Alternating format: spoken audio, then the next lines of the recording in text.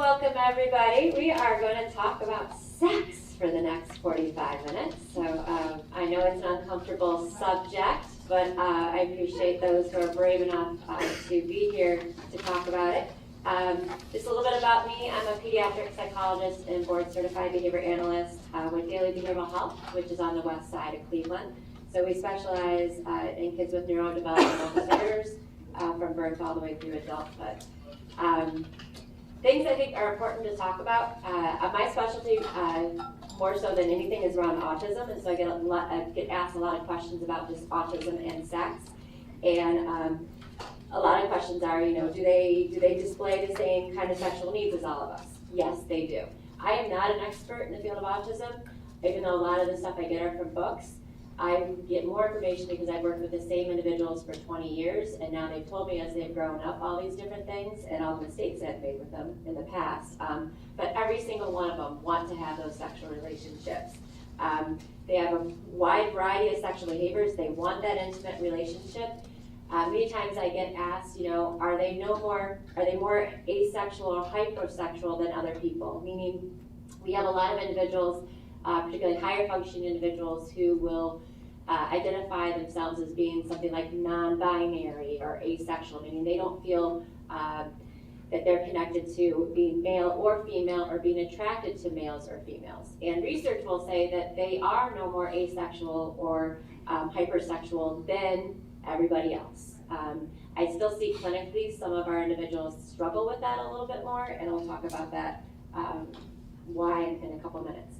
I think the biggest frustrating part about sex education with anyone with neurodevelopmental disorders is that only about 50% of those with special needs actually receive any kind of sex education. And the sex education that they get is usually completely inappropriate.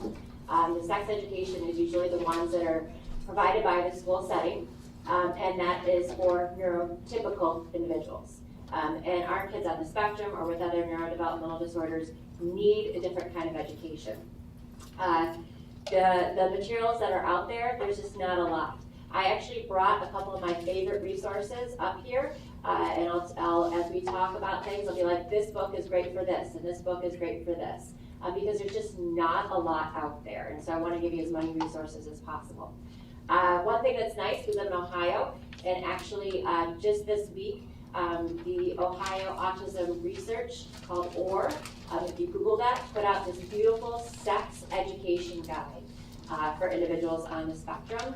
And it is very comprehensive. I helped review it, and so that's also a resource. I just didn't put it on the slides because it literally just finally came out. So I can give you that later if you're wanting that.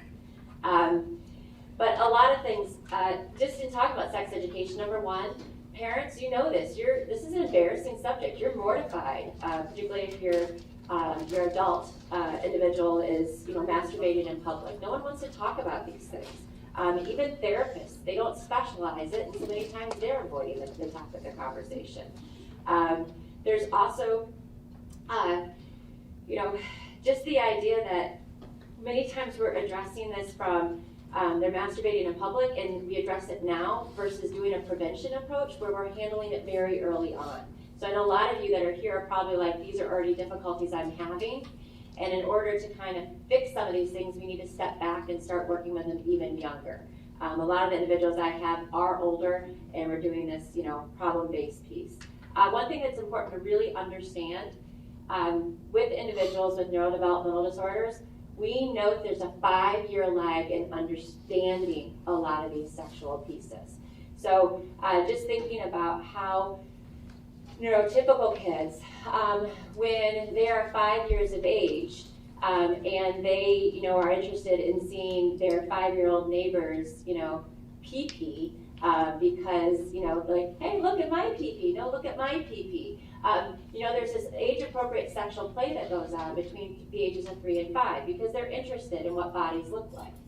Then we have our individuals who are 10 or 12, that 5-year lag, that's when they become curious about their penis or their vagina. And so who do they go to? The 5-year-old neighbor and say, hey, can I see your penis? Can I see and then what happens? the whole community goes crazy. Because did you hear that the 10-year-old down the street just asked the 5-year-old if they could see their penis? And it becomes this big hot topic. And it becomes a problem. In our society, they have to understand many times that that is age appropriate sometimes for our kids that are 10 or 12 because they're just starting to understand, oh, I have a penis, all right? So we see lots of different things when we talk about sex education. My biggest thing is we need to start as early as possible. So we're not trying to do this fix-it approach. We know schools typically do it around 5th grade, and again, that is typically inappropriate for many of our individuals. My favorite book of all times, which is the one book I didn't bring, is Sexuality and Relationship Education for Children and Adolescents with Autism Spectrum Disorders. It's a huge curriculum, like kind of like this size, but it's great for parents and professionals because it has social stories, visual pictures, lots of different things that we're going to talk about over the next 45 minutes already laid out for you. This is the other book that's on there, Intimate Relationships and Sexual Health. I don't like this as much because there's not as much visuals to help you in teaching. Does that make sense? So if you're looking for a good curriculum, the first one is the one I love the most. When I say starting early, we'll talk about that because a lot of times people are like, how early do we start? So I'll talk about that in a minute. But how do we teach when we're trying to work on this? We want to use everyone possible working with that individual. So we want to have the teacher, we want to have the parent, we want to have speech language, whoever's working with it. We all need to be working on the same thing. We want to do it with the parents. We want to use what works. Every individual is going to be different. We want to role model these things. And this sometimes is hard. So if I have an 18-year-old male that we're working on masturbating in public, I need dad to model some of these things, like talk about what's normal, talk about where to do it. And that's embarrassing sometimes for the parents. But that's when I say role model, we need those kinds of models. We have to make it flexible but fun. It needs to be one-on-one. We have to have ground rules. So anytime I talk about this in my office, I'm very clear, hey, we're going to talk about masturbating in a more timely manner in some place, and this is the places we can talk about it. In my office or with mom and dad from 5 to 6 p.m. on Fridays. Outside of that time, we don't talk about it. We also have rules about what we're going to wear when we're talking about these things. Because as a therapist, I tell people don't have them wear the silky sports shorts or the pants, the sport pants, because that actually can sexually stimulate them more. These are like things you don't think about, but they really do. So you have rules when you're talking about these things, particularly out in public. You need to be sensitive to sexual orientation, which we'll talk about in a little bit. Use lots of different resources. You need to use their strengths. You need to individualize it. You have to be aware of their sensory sensitivities. And I have some folks that I'll share with later if you're working with someone on actually the sexual act, because the sensory sensitivities can play a huge role in the sexual act. Use reinforcement, use special interests. There's lots of things here, but I want to get to the juicy stuff. Visuals are a big part of it. And that was just with all the things that I have, the thing that I'm missing the most, I'll be honest, is I need someone to give me an appropriate video of like a soft child pornography, not child pornography, it's a soft pornography video that we can use with our young adults about how to have sex. Those are things that are missing that our individuals need to actually be able to watch to learn. Does that make sense? And I don't have that resource, and that's one thing I ask a lot of people to help with. You know, what are some resources? Someone's got to do it because that's the best way for our individuals to learn is actually by watching it. That makes sense, how to actually do the sexual act. And so those are things that are missing. So what do we need to teach? The first thing, if you have young kids, this is why I said it has to happen early on. And it's as simple as when you have like a 2 or 3 year old, what are you teaching them? You're teaching them about their body parts. Point to your nose, point to your eyes, point to your head, right? You're going to do the same thing, though, with already using age-appropriate language. This is your penis. This is your vagina. These are your nipples. We need to start working on those kinds of education very early on, and you can't use words like pee-pee or kitty cat. We actually had someone who was older who went to the hospital and said, someone touched my kitty cat. And then she got turned away by the hospital. She was actually telling them that someone had sexually molested her. And her mom had taught her that kitty cat was the word for vagina. She didn't know those terms. And that's why we have to do it very, very early on, not be scared of using those kinds of words. Same thing when they're very young, we use words like saliva, any kind of fluid education, saliva, earwax, snot. So that way when we talk about wet dreams and ejaculation and menstruation when they're older, it's not this scary thing about what are these fluid things we're talking about. And so those are things we need to do earlier on, in it, obviously in an age-appropriate way. One thing that I've noticed, my poor husband, 10 years ago I couldn't find pictures of how men and females develop age appropriately, and so he had to draw these for me, which I really appreciate. But what I found many times is our individuals with neurodevelopmental disorders, if because of that 5-year lag, this is a piece that's missing in the education. If I was to actually say to a 12-year-old with this picture, point to you in this picture, do you know who some actually will point to? The smallest one on there. There's a 5-year lag, so if I'm talking to a 12-year-old, they think their body looks more like an 8-year-old. And so part of the education is letting them know, no, that's not you. This is you in the picture, and circling it. And we're combining that with age-appropriate education about what happens to your body. Many times those are in like a social story format, which I'll talk about in a little bit. So very important to use these kinds of visuals, and we can't be scared of them, all right? So for males and for females. Davida Hartman, the one book that I don't have, she actually did do this in 2014, and she has five of those, so 5 different ages, which is nice, because she's also seen that we need to teach from that progression so they understand how development really works and the pictures to go along with it. When we're doing the education, you have to cover those topics of, this is one I never thought about, adjusting yourself for boys. So when they're young, we teach our kids with special needs, you don't touch your penis in public, right? This is something we've taught them for years. And then what happens when boys turn about 12 years of age, they start to grow hair down there. Their penises start to grow. And what happens is it can be uncomfortable. And then they might even have partial erections. And so what do all males do in public?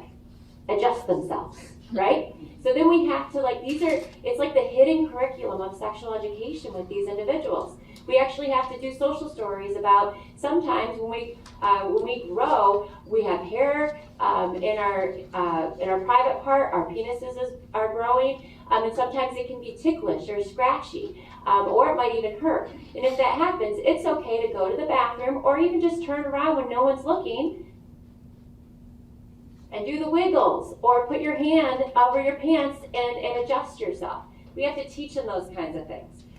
We have to teach them about the wet dreams. We have to teach them about menstruation. I'm glad they're laughing. Hygiene, sexual health, conception, pregnancy, birth, and safety issues. These are all really important things. If you have high-functioning individuals, even though these books are more for autism, any neurodevelopmental disorder, these are good for. These are my 2 favorite for high-functioning individuals. The Growing Up Guide for Girls and the Growing Up book for Boys by Davida Hartman. And again, that's the same woman that wrote that big manual that I love, okay? And what these are, when I say high-functioning, all of my high-functioning individuals love this because it's written in kind of like an age-appropriate social story format. And so it's going to show all the difference. This is the boy one. And again, I know we're talking about sex and it can be uncomfortable, but it's going to show all the different kinds of penises, all the different penises look like in a cartoon kind of way. It's going to talk about wet dreams. It's going to talk about hair growth. It's going to talk about shaving, voice changes. All the things that kind of that hidden curriculum. I was going to find the penis page, but if you want to look, you can come up. The girls' book does the same thing. How boobs all look different. These are things that we know as neurotypicals that we all look different, but individuals with neurodevelopmental disorders don't understand that. And so we have to teach them. We have to teach them the stereotypes and different things. Two wonderful books that I absolutely love. Okay. When we talk about dating and sex as part of that education, again, when neurotypicals get sex education at 5th grade, I need you to understand what happens. So between 5th and 7th grade, sex education is get introduced. 50% of our kids may be a part of that. But the ones with neurotypical, they've just learned about boobs and breasts. They then go out onto recess, and there's this social banter that occurs that is completely age appropriate. That's how they learn about these things. So they're like, oh, we just talked about boobs in school. Look, Mary has boobs. Dude, go check out Julie. Hers are bigger. There's this social banter that occurs. Our kids don't do that. And so then where do they get their education? Usually it's on the internet. All right? And so then it's completely misinformed. And so we have to understand there's all these barriers that are involved. Part of the barriers too is just about dating. How when they do start to like someone, what do they do?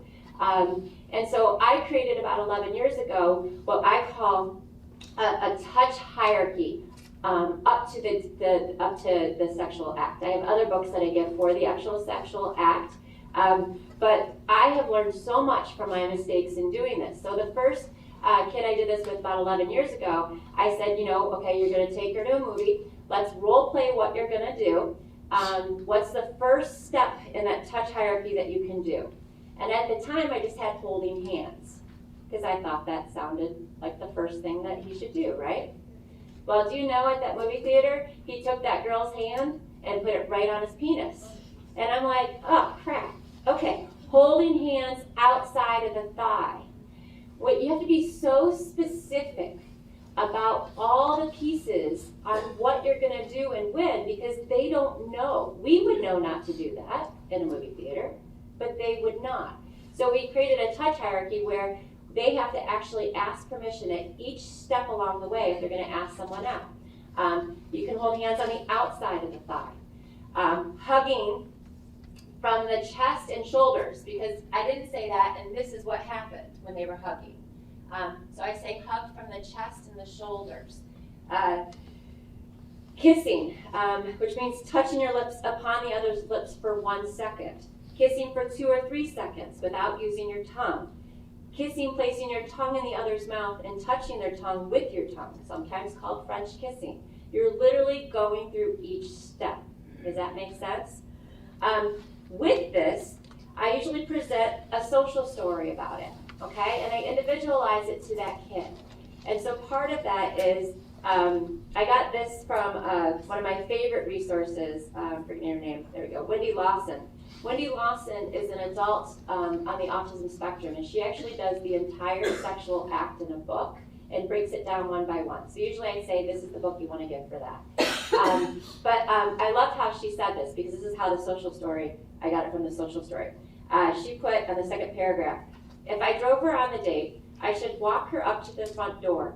If she does not immediately walk through the door, but is looking at me for longer than 3 seconds, and I wish to kiss her, I should ask her, is it okay to kiss her?